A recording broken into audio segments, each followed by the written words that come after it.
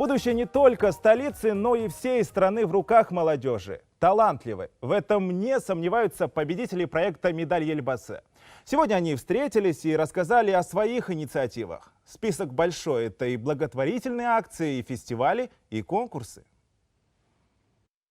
Интересные люди в интересном проекте. Они молоды, им от 14 до 29 лет. Двигаться могут в 7 направлениях. Среди них спорт и чтение книг, волонтерство и благотворительность. Все действия и планы под руководством наставника. От него и получают задания. А для уверенного роста ведут дневник. Фото-видеоотчеты обязательны. Свои силы попробовали более 20 тысяч человек, но до финишной прямой дошли только эти юноши и девушки.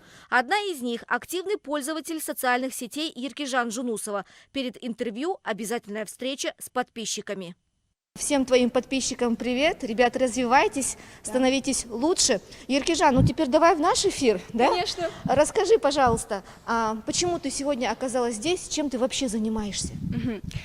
Здравствуйте всем, меня зовут Еркежан, я из города Семей. Я активно веду блог в Инстаграме, где призываю к саморазвитию. Просвещаю народ, даже о своем городе, о Семипалатинске, снимаю различные рубрики, посвященные историческим архитектурам нашего города, потому что для меня важно, чтобы наш народ знал историю своей культуры. В проекте «Медаль Ельбасы» 3 уровня – бронзовый, серебряный и золотой. У каждого возрастные ограничения и определенный период длительности – от полугода до 1,5 лет. В проекте нет строгого жюри. Главный цензор здесь – сам молодой человек. Надо преодолеть себя, чтобы прийти к регулярным занятиям спортом или чтению книг.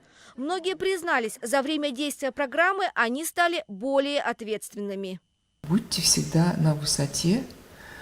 И никогда не спускайте планку. Будьте требовательными, в первую очередь, к самим себе. Это очень непросто. Дарига Назарбаева предложила новое направление – помощь бездомным животным, создание приютов, которые все поддержали. Победители наградили медалями, но есть еще один бонус. В случае равенства баллов ЕНТ с другими претендентами обладатели медали Ельбасы, они имеют приоритетное право. Дарига Назарбаева не только ответила на вопросы собравшихся, но и поделилась советами. Вместе с популярными блогерами записала ТикТок. Мен жастарды жақсы көрем. Біздің жастар керемет. Алия Алмухамбетова, Жандос Манашев, Асет Тургалиев. Главные новости.